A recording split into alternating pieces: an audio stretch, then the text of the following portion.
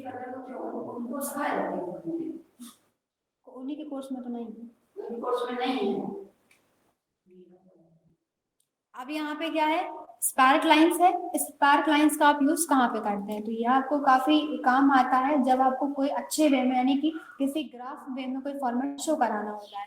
तो आप क्या करेंगे, हम इसे थोड़ा सा यहाँ से बड़ा कर लेते हैं और इसमें लिख देंगे स्पार्क लाइन।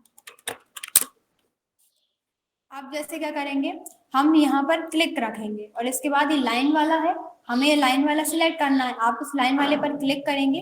अब आपसे ये डेटा की रेंज लेने के लिए बोल रहा है, तो आप डेटा की रेंज सिलेक्ट कर लें। यहाँ से यहाँ तक हम डेटा की रेंज सिलेक्ट कर लेंगे, फर्स्ट वाली लाइन कर लेते हैं, बाद में ड्रैग कर देंगे तो अपने आप आ जाएगा। आपने 52 से 50 तक की डेटा की रेंज सिलेक्ट कर ली, इसके बाद ओके पर क्लिक कर दें। अब ये लाइन इस हिसाब से आ गई। इसमें क्या है, आपके 5 पॉइंट है, इसमें भी आपने 5 पॉइंट लिए। अब कैसे कि 52 पे नीचे है, फिर 50 से थोड़ा सा झुका हुआ है, पर 50 के बाद 96 ऊपर है, तो ये पॉइंट हाई चला गया। फिर 70 से थोड़ा नीचे आया और फिर 50 पर दोबारा नीचे आ गया। अगर ये पॉइंट आपको समझ नहीं आ रहा है, क्योंकि जैसे देखिए 96 तो समझ आ रहा है, पर 70 और 50 में अंतर नहीं दिख रहा, कहीं भी है माइनर सा पर दिख नहीं रहा है, तो आप क्या कर सकते हैं, ये आपके पॉइंट है, आप इन्हें एनेबल कर सकते हैं। ये हाई पॉइंट था 96, लो पॉइंट कौन सा था, ये 50 वाला, ये दोनों 50 वाले थे, इसलिए 50 वाले सिलेक्ट हो गए। नेगेटिव पॉइंट अगर कोई नीचे माइनस में जा रहा है तो ये माइनस वाला सिलेक्ट हो जाता है। और फर्स्ट पॉइंट ये है, फर्स्ट वाला सिलेक्ट करना हो, लास्ट पॉइंट सिलेक्ट करना हो, या फिर दो सारे जितने भी हो सब में मार्क करना हो तो आप कर सकते हैं। अब आपको पॉइंट पूरे दिख रहे हैं कि 5 पॉइंट है और कहाँ कहाँ पे थे, इसके अकॉर्डिंग ये पूरे दोनों बाहर दिए हैं, तो ये हम आपको बाहर बताएंगे। ये इसमें आप पॉइंट सेलेक्ट कर सकते हैं जैसे अभी हमने किया था। अगर आपको कलर बदलना है तो आप यहाँ से कलर बदल सकते हैं, और भी अलग अपने अकॉर्डिंग चाहिए तो जैसे हाई पॉइंट में अलग कलर देना है तो आपका कर सकते हैं, नेगेटिव में देना है तो नेगेटिव का कलर आप सिलेक्ट कर लेना, मार्कर्स में देना है तो उनका सिलेक्ट कर लेना, हाई पॉइंट में अलग कलर देना है तो आप जो कलर सिलेक्ट करेंगे वो यहाँ पे फिल होता चला जाएगा, लो पॉइंट में, फर्स्ट में या लास्ट पॉइंट में। यहाँ से आप अपने अकॉर्डिंग कलर सिलेक्ट कर सकते हैं। दूसरा, यहाँ से आपको पर्टिकुलरली कोई कलर सिलेक्ट करना है तो वो पर्टिकुलर कलर इसमें सिलेक्ट हो जाएगा। एक्सेस वगैरह शो करानी है, वैसे तो इनका भी यूज नहीं होता क्योंकि हम बस इतना ही ग्राफ में लेते हैं, लेकिन अगर आपको एक्सेस वगैरह देखनी है तो आप एक्सेस शो करा सकते हैं। अप्लाई नहीं होती इसलिए उसका यूज भी नहीं होता क्योंकि वो उसमें अप्लाई नहीं होती। ऐसे ही जैसे आपने जब आप अरेंज वाला ग्रुप करते हैं तो उसमें अलाइनमेंट वाला ग्रुप होता है ना, वो आप नीचे अप्लाई करके देखना, वो कभी अप्लाई नहीं होता, लेकिन वो अप्लाई हो जाता है वर्ड में। अलाइनमेंट क्या था कि जैसे हमने यहाँ पे इंसर्ट टैब में यहाँ पे शेप ही ले लेते हैं, जैसे ये शेप ली, अब ये वाले ऑप्शन थे आपके, आपके सब अप्लाई हो जाएंगे, लेकिन ये जो अलाइनमेंट वाला है ना, ये आपका एक्सेल में अप्लाई नहीं होता, किसी भी एक्सेल में नहीं। यहाँ की बात नहीं है कि सेंटर में नहीं होगा, किसी भी एक्सेल में नहीं होगा, ये आपका सिर्फ वर्ड में अप्लाई होता है। अब दिया क्यों है ये किसी को नहीं पता, लेकिन अप्लाई नहीं होता, चाहे कुछ भी कर लें पर ये अप्लाई नहीं हो रहा है यहाँ पर। लेकिन वहां पे वर्ड में अगर आप ये लेते हैं, जैसे कि हम यहाँ पर वर्ड पर राइट डबल क्लिक करते हैं, ये ओपन हो गए, यहाँ से ब्लैंक वर्कबुक सिलेक्ट करेंगे, इंसर्ट पर जाकर हम यहाँ से एक शेप लेते हैं। अभी हमने शेप ली, अब हम अलाइनमेंट वाले ऑप्शन पे जा रहे हैं, पूरे शो हो रहे हैं। अब आपको सेंटर में रखना है, सेंटर में चला गया, लेफ्ट में रखना है, लेफ्ट में चला गया, और राइट में रखना है, राइट में चला गया, बट ये एक्सेल में शो नहीं होते। इसी प्रकार से इनका है। अब अगर आप ये पूरे में चाहते हैं तो आपको करें, जैसे आप नॉर्मली सबको ड्रैग करते हैं ना, वैसे ही इसे भी ड्रैग कर दें तो सबके आ जाएंगे ऐसे सेम टू सेम डेटा। ठीक है, तो ये तो कैसा हो गया आपका लाइन वाला हो गया। अगर आप कॉलम वाला देना चाहते हैं तो आप क्या कर सकते हैं कि ये कॉलम हमने इसको थोड़ा सा और बड़ा कर लेते हैं।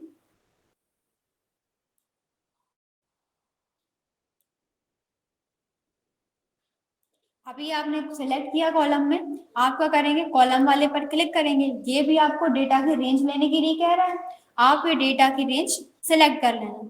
सिलेक्ट कर लिया, जैसे ही आप ओके पर क्लिक करेंगे, यहाँ पर आपका जो कॉलम वाइज था वो ग्राफ बन गया कि आपका पहला कितना था, 52 था, ठीक है, नॉर्मल था, फिर 81 उससे ज्यादा है, फिर 49 उससे कम है, तो ये इसने कॉलम वाइज में ले लिया। और ये लाइन में कैसा ले रहा था, एक लाइन का ले रहा था, कॉलम वाइज में कॉलम का ले रहा था। सेम यही वाले क्वेश्चन है कि अगर हाइट पॉइंट आप शो कराना चाहते हैं तो हाई पॉइंट का कलर अलग हो गया थोड़ा, लो पॉइंट का कराना चाहते हैं तो लो का अलग हो गया, पर कलर अपने मन से देना चाहते हैं तो यहाँ से तो पर्टिकुलर आएगा, लेकिन यहाँ से हम एक एक चीज को अलग कलर दे सकते हैं, जैसे हाई को अलग दे सकते हैं, तो हाई का अलग हो जाएगा।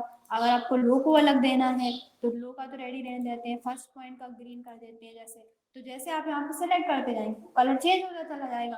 और ये वाले ऑप्शन पूरे वही हैं। क्लियर करना है तो यहाँ से क्लियर कर देंगे तो वो हट जाएगा। कंट्रोल जेड से हमें से वापस ले आते हैं। अब इसमें एक लास्ट वाला बचता है विन लॉस वाला।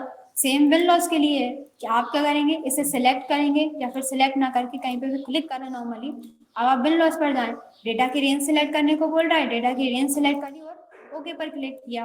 अब विन लॉस में क्या है कि आपको इतना शो कराया जाएगा कि आपने ये ज्यादा मत किसके हैं। अगर आपका ये डेटा कैसा होता, कम रेंज वाला होता, तो ये जो कलर है ये आधा फिल नहीं होता, ये कैसा होता, थोड़ा बहुत फिल होता है, मतलब एवरेज कितने का है। ये आपको एवरेज निकाल के शो कराता है कि ये विन हुआ या लॉस हुआ एक टाइप से।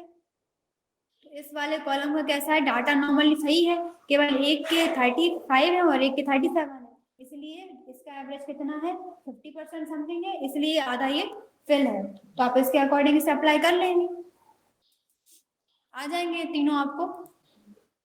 लाइन में नॉर्मली लाइन वाला है, कॉलम में आप कॉलम वाइज ले सकते हैं, और विन लॉस में ये फिल वगैरह होगा, आधा फिल होगा या पूरा फिल होगा।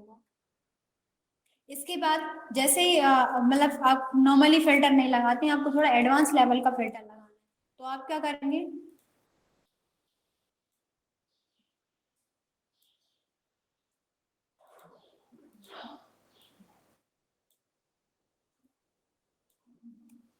अब आपने क्या है, आप इसमें फिल्टर लगाना चाहते हैं लेकिन एडवांस लेवल का, नॉर्मली जैसे सब लगाते हैं हम वैसा नहीं लगाना। तो हम स्लाइसर जो यूज करते हैं, हमने आगे पहले भी पढ़ा था, स्लाइसर के द्वारा हम एक पर्टिकुलर इंडिविजुअल फिल्टर लगाते हैं, जिसके द्वारा आप देख सकते हैं सिर्फ ऐसा फिल्टर ही है बिल्कुल। अब आप क्या करेंगे कि आप उसे सिलेक्ट कर लेना, सिलेक्ट करने के बाद आप इंसर्ट टैब में स्लाइसर पर जाते हैं, इसका यूज आप पहले भी कर चुके हैं, स्मार्ट आर्ट में हुआ था शायद।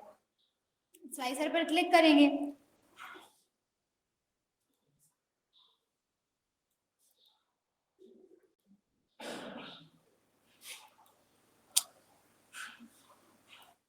सॉरी, पहले आप इसे सिलेक्ट करना, आप इसका पहले पाइवट टेबल बना लेना, क्योंकि ये डेटा फिल्टर कब लगाएगा जब ये टेबल में होगा। तो आप इसे सिलेक्ट करेंगे जैसे ही, तो क्या होगा, आप यहाँ से पाइवट टेबल सिलेक्ट करके ओके कर देना। अब आप इसे पाइवट टेबल बना लेना कि जैसे आप इसकी पाइवट टेबल इंक्रीज करना चाहते हैं। सारे आ जाएंगे।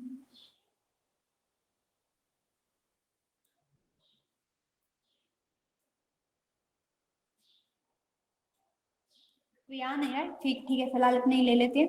अब जैसे हमारी पाइवट टेबल बन गई है, अब आपको इसको अलग से देखना है, तो अब आप क्या करेंगे कि आप एनालाइज, यहाँ पे जाते हैं एनालाइज पे, तब भी आपको ये मिला था पाइवट टेबल में इंसर्ट स्लाइसर। और अगर यहाँ से ना लेके आप इंसर्ट टैब से स्लाइसर लेना चाहते हैं फिर तब भी आ जाएगा। अब आप कौन से का देखना चाहते हैं सब्जेक्ट का, आप उस पर टिक कर देंगे तो उस सब्जेक्ट का आपके सामने स्लाइसर आ जाएगा। अब आपके पास 35 मार्क्स वाला देखना चाहते हैं, तो 35 मार्क्स इनके थे, ये दोनों के थे, इसलिए रो में लेवल में दोनों आ गए। 35 वाली रो में इतने नंबर थे तो आपको नंबर शो करा दिए। पूरे देखना चाहते हैं तो आप इसको क्रॉस कर दें, पूरे आ जाएंगे साथ में। केवल 99 वाला देखना है तो 99 रो वाले में इतने नंबर थे तो आपको ये नंबर शो करा दिए। इस तरीके से आप पर्टिकुलर फिल्टर लगा के देख सकते हैं, आ जाएगा ये टाइम लाइन जो है ना, ये भी सेम है। इंसर्ट टैब पर जाएंगे और ये टाइम लाइन, ये भी लगभग आपका सिमिलर ही है, बस टाइम लाइन में कितना डिफरेंस होता है।